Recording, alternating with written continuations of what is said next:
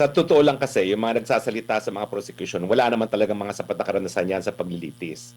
Yang si Luistro, yang si Leila de Lima, yang si Adjong, hindi ko naman nakikita mga pagmumukha niyan sa hukuman. No? At almost 40 years ako na humaharap sa mga hukuman, araw at hapon. No?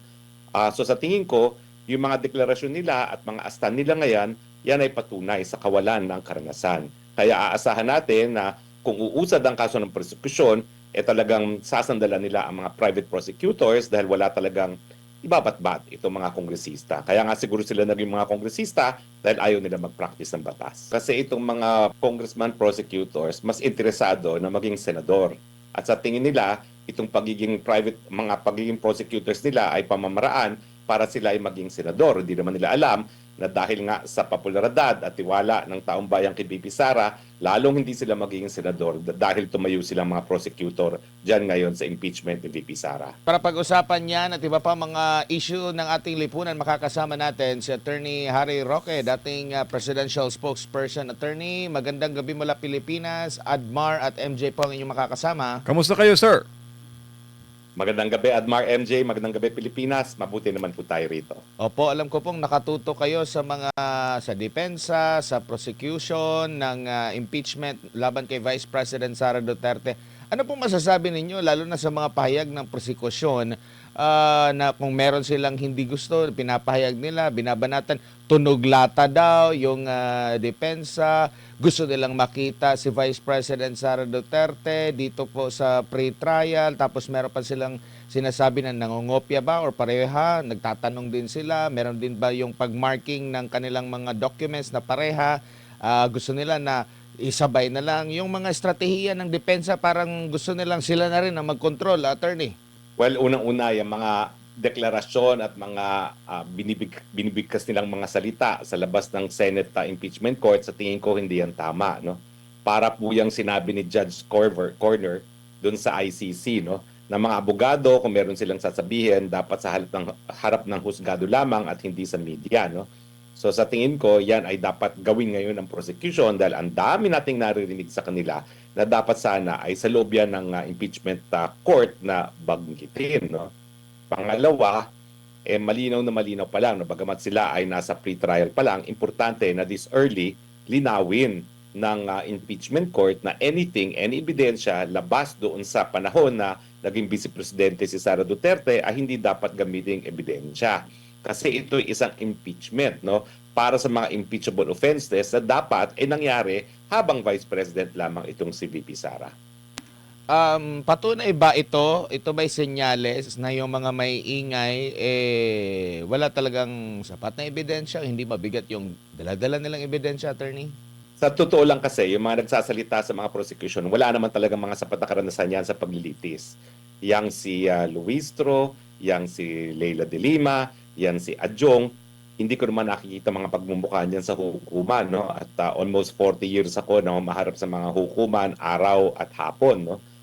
So sa tingin ko, yung mga deklarasyon nila at mga astan nila ngayon, yan ay patunay sa kawalan ng karanasan. Kaya aasahan natin na kung uusad ang kaso ng prosekusyon, talagang sasandalan nila ang mga private prosecutors dahil wala talagang ibabatbat itong mga kongresista. Kaya nga siguro sila naging mga kongresista dahil ayaw nila mag-practice ng batas. Opo, hindi po ba sa labanan sa korte, attorney, pag nakikita mo ang kalaban mo ay gumagawa ng mali, which is parang ganito yung nakikita ng prosecution, kung pagbabatayin yung kanilang mga pahayag at opinion, hindi ba pababayaan mo kasi bentahe yan sa part mo?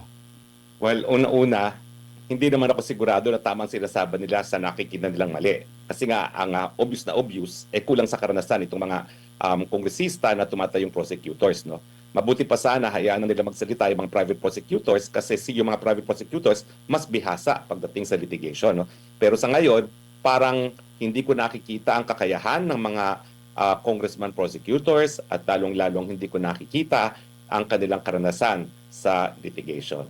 Opo, tsaka yun din yun na napansin namin na yung mga nagsasalita sa defense team, yun nga, puro mga sa private din yan. Wala din tayong naririnig, mas maingay yung mga politiko na prosecutor po, attorney, at parang hindi nagsasalita or baka ayaw nila matakpan yung kanilang moment na magsalita, attorney?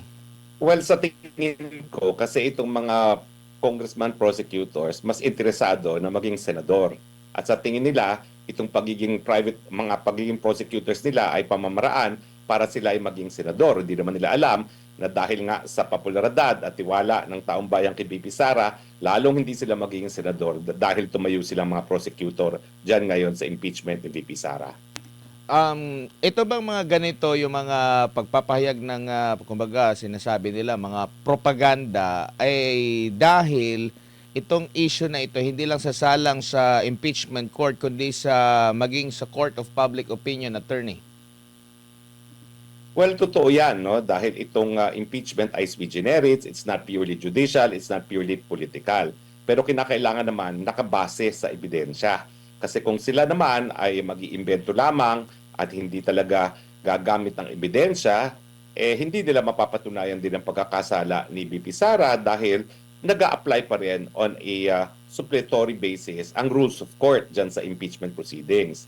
At syempre, kapag nalabag ang karapatan ng akusado, maski ito'y hindi formal na hukuman, kinikilala pa rin ng saligang batas yung tinatawag nating due process rights ng ating impeachable officer na si VP Sara. Opo, lumulutang po yung pangalan ni Senator Chis Escudero na posibleng maging presiding officer. Nakikita nyo po ba na naayon ito sa batas lalo na't pinasa nila yung para sa rules, pagbabago ng rules noong merong question sa leadership ng Senado, attorney? Well, tama ka dyan, no?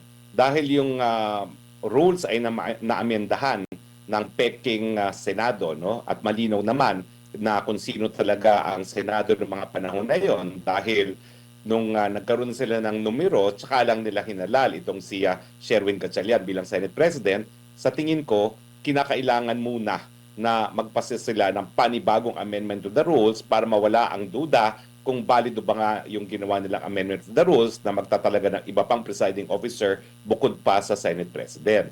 Pero sa tingin ko, bagamat tahimik ang lengguwahe ng ating saligang batas kung sino magiging Senate President, yung tradisyon ng Senado at saka yung intensyon ng Senado, dapat yung namumuno sa Senado ang magiging presiding officer.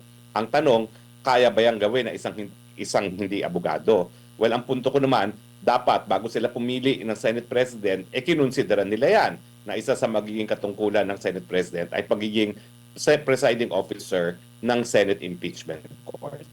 Apo, Spokes, good evening. Si MJ po ito. Sir, marami kasi ang mga lumalabas ngayon ng mga diskusyon na maaari rong babaan ang threshold nung bilang ng mga senador para po i-convict ang isa pong impeachable officer. Anong tingin mo dun, sir? 2/3, 16, maaari dong 14 o 12. Depende raw po sa bilang ng mga senador that can actually vote and perform their mandate as a lawmaker sa ilalim po ng Senate Impeachment Court.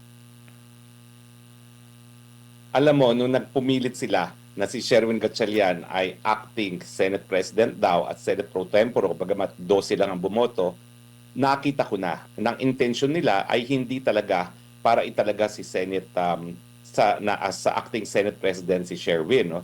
Ang totoo nilang intention, ibaba yung numero ng boto para matanggal si BP Sara dahil alam na nila sa mulat-mula na wala silang numero, no, na 16 para matanggal si BP Sara.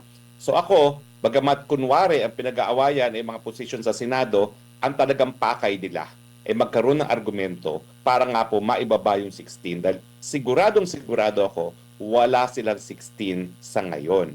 At kaya nga tingin ko magpapatuloy ang gagawin ng administrasyon ng Malacanang lalong-lalo na manakot sa mga senador para bumoto para matanggal si BP Sara o di naman kaya ipakulong sila dahil gagamitin nga nila yung argumento na kung si Sherwin Gatchalian di umano ay nahalal bilang acting Senate President, no? Na sa pamamagitan ng 12 quorum at sa 12 boto lamang, pwede rin nilang palitan yung boto para sa pagpapatanggal kay BP Sara. Pero sa akin, malinaw na malinaw pa gaya ng sikat ng araw ang lengguwahe ng saligang batas. Yan ay 2/3 of all members of the Senate. Gaya ng malinaw na malinaw ang sabi ng saligang batas na ang Senate President ay ihahalal ng majority of all members of the Senate at gaya rin ng nagsasabi na ang quorum ay majority of all members of each House of Congress. Opo, Sir, paki-explain nga po yung kahalagahan kasi na-post po ito ni retired Justice Oscuna yung pagkakaroon po ng supermajority para po i-convict ang isa pong impeachable officer na may kaugnayan po sa boto ng mga Pilipino na mawawalan raw o magkakaroon ng disenfranchisement kung magiging easy na lang daw yung manipulation sa impeachment process pagdating na po doon sa Senado bilang impeachment court. Well, kasi nga po, ang presidente at ang vice-presidente na impeachable officers ay halal ng taong bayan. So hindi po pwede na kapag binaliwala ang mandato ng taong bayan, mapapadali ang proseso. Kaya talagang humihingi ng supermajority ang mga sa taong bayan nung binigyan nila ng bisa ang 1987 Constitution, para nga igalang yung mandato ng bayan para sa mga pinakamatataas na opisyalis natin kung sila ay tatangkain na mapaalis sa pwesto. Ganyan din ang argumento dun sa mga impeachable officers, bagamat hindi sila halal, no? Gaya ng mga justices at mga constitutional commissioners, no? Yun naman, maski hindi sila nagkaroon ng mandato ng taong bayan, yan ay pinakamatataas ng mga opisina na dapat magkaroon ng independence, no, sa ibang sangay ng gobyerno. Kaya nga, pinahihirapan nila yung proseso na mapatanggal itong mga iba pang mga impeachable officers para manatili yung pagiging independyente nitong mga opisyales na impeachable. Opo, at kasi maraming nagtatalo ngayon, mga Dean, Attorney Harry, hinggil po doon sa threshold, no? At it seems na ito po ay nagdudulot rin ng pagkalito mula po sa ating mga kababayan. Yan po talaga ang intensyon nila nung sinimulan nila na legal daw itong si Sherwin Gatchalian, no? Nung 12 lang ang botong nakuha niya. Sa tingin ko, alam nila, wala talagang legal na basihan yung ginawa nilang acting president si Sherwin, pero alam nila na darating din ang punto na makakakuha sila ng 13 kasi nga nananakot, no? Ang talagang intensyon nila, pababain yung 16 dahil ngayon pa lang, hindi ko nakikita kung paano makukonvict ni Luistro at paano makukonvince ni Luistro ang 16 na senador. Opo, sir, kung bababa kung bababa po yung threshold, pumayag o nangyari, does that mean na ito'y maaaring gamitin din para po amyendahan ng konstitusyon? Naunang sinabi ni Senator Jaime na CONAS raw yung plano, no else sa 2028. Well, kasi ang pwede nilang gawin ay magkaroon na naman ng interpretasyon na kapag CONAS, hindi na kinakailangan na bumoto na hiwalay ang Senado at mananaig ang kagustuhan ng mababang kapulungan, no? So yan ang mangyayari kapag hinayaan natin na Malacanang ang magbibigay interpretasyon sa ating saligang batas at hindi ang kataas-taasang hukuman.